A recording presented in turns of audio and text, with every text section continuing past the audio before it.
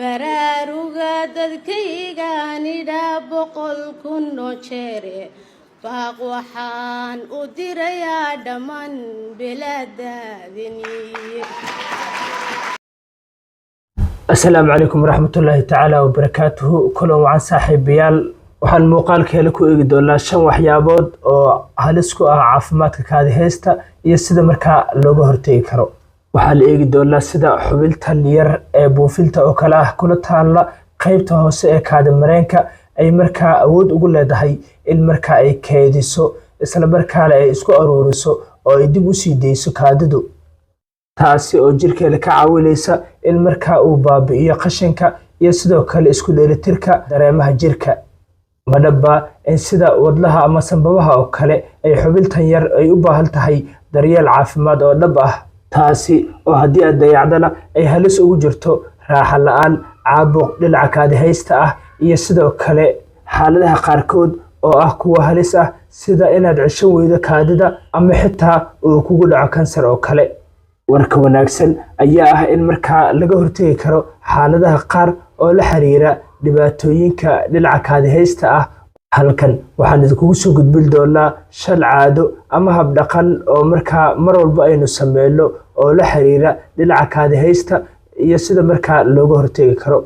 balse daawade inta aan muuqaalkeenan guda gelin aan ku xusuusiyo in muuqaalka aad la gelo saarto sidoo kale aad si shargareyso si muuqaalku u gaaro saaxiibo fara badan oo wanaagsan sidaadoo kale. waa hagaagi qodobka koowaad haddii aynu ku horeeyno waxa uu markaa la xiriiraa kaadiheynta muddada aadka u dheer. dib u dhigista ama isticmaalka suuligu waxay markaa sabab u noqon kartaa inay isku soo aruurto oo ay kala fogaadaan muruqyada kaadiheystu. tanina waxay ka dhigan tahay in markaa ay weeqdo awoodda kaadiheystu ay markaa u leedahay in markaa isku soo aruuriso oo ay dib u sii deyso kaadidu. cilmi baarayaashu waxa ay sheegeen in kaadida ood sii haysato muddo aad u dheer ay keeni karto bakteeriya waqti dheeraad ah, taasi oo markaa sii horinaysa caabuqa dhinaca kaadi mareenka ah. waxaana markaa ay ku talinayaan khubaradu in markaa aad faaruqiso kaadiheystu 3 ilaa 4 saacba mar, iyada oo markaa haddii ay raagtana ay dhaawici karto caafimaadka kelyahaaga. qodobka labaad waxa uu tilmaamayaa biyo kugu filan oo aadan cabin. haraadku waxa uu sababaa in markaa kaadidu ay noqoto mid aad u xooggan oo markaa kicinaysa xuubka kaadiheysta. waxaana sidoo kale ay kordhisaa khataraha dhinaca ama sidoo kale caabuqa dhinaca kaadiheysta ah. isku day in markaa 6 ilaa 8 koob oo biyo ah aad cabdo maalintii, iyada oo taasina ay ka dhigan tahay liitar iyo bar ama 2 liitar oo biyo ah oo maalintii aad cabto haddii aad awoodo, ama haddii aad howl qabanayso ama cimiladu markaa ay kulushahay oo kale. haddii aad qabto xanuuno dhinaca kelyaha ah ama sidoo kale beerka, la tasho dhakhtarkaaga marka hore ka hor inta aadan raacin tilmaamaha aan ku soo sheegnay. qodobka afaraad waxa uu tilmaamayaa sigaar cabistu. sigaar cabistu waa mid ka mid ah sababaha markaa keena ama soo dejisa caabuqa dhinaca kaadiheysta ah, oo ka dhigan in qiyaastii kala bar dadka markaa caba sigaarka ama da'da yar ku bilaabay in markaa ay uga badan yihiin dadka markaa qaba xanuunada kaadiheysta marka loo eego dadka kale aan sigaarka cabin. tubaakadu waxay saameyn kartaa xuubka kaadiheysta sida markaa lagu ogaaday daraasado dhowra oo ay sameeyeen khubaro dhinaca caafimaadka ah.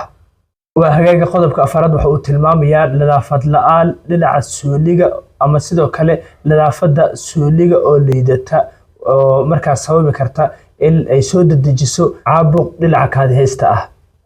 bakteeriyadu ayaa la leeyahay waa ay geli kartaa ama awood ayay u yeelan kartaa in markaa ay gasho kaadi mareenku. waa haddii ay liidato nadaafadda dhinaca markaa suuliga. si wanaagsan markaa u nadiifi xubinka adiga oo isticmaalaya saabuun adag. haddii aadan dhaqin gacmahaada waxa ay markaa sababi kartaa ama ay soo dedejin kartaa in caabuq dhinaca markaa kaadiheysta ah uu ku soo wajaho. tusaale waxay ka dhigan tahay tani in adiga oo aan nadiifin gacmahaaga haddii aad ku soo xaajo gudato oo waxaa la leeyahay waxay soo dedejin kartaa in markaa caabuq ay markaa u sii gudbiso dhinaca kaadiheysta. qodobka 5aad waxa uu leeyahay cunto xumi iyo jimicsi la'aan ayaa iyaguna waxay ka mid yihiin waxyaabaha inta badan aynu sameyno ee sababta u noqon kara caabuq dhinaca kaadiheysta. waxa aad cunto iyo heerka dhaqdhaqaaqaaga ayaa waxay saameyn karaan kaadiheystaada in ka badan inta aad adigu falanayso. jimicsiga joogtada ah waxa uu ka caawinayaa miisaan caafimaad qaba, waxaana uu ka hortegayaa calool istaagga, taasi oo haddii kale ay cadaadis markaa ku sameyn karto kaadiheystaada. haddii aad aragto isbedelo joogto ah sida kaadida oo soo noqnoqoto oo kale, oo ay kugu adkaato inaad faaruqiso kaadiheystaada, ama aad dareento xanuun ama gubasho dhinaca kaadida ah, la tasho xirfadle dhinaca caafimaadka ah. dabcan waa muhiim in markaa aad ilaaliso kaadiheystaada. guud ahaan daawadayaal, muuqaalkeennii koobnaa aynu kaga hadlaynay 5 waxyaabood oo saameyn ku yeelan kara caafimaadka kaadiheysta iyo sida markaa looga hortagi karo. intaa ayaynu kusoo koobaynaa. intii muuqaal ka lamid aynu ku kulmi doonno, waxaan idinkaga tegaynaa sidaa iyo nabadgelyo. baraaruga dadkaygaan idhaa 100 kun oo jeere, baaq waxaan u dirayaa dhammaan bilaadaadini.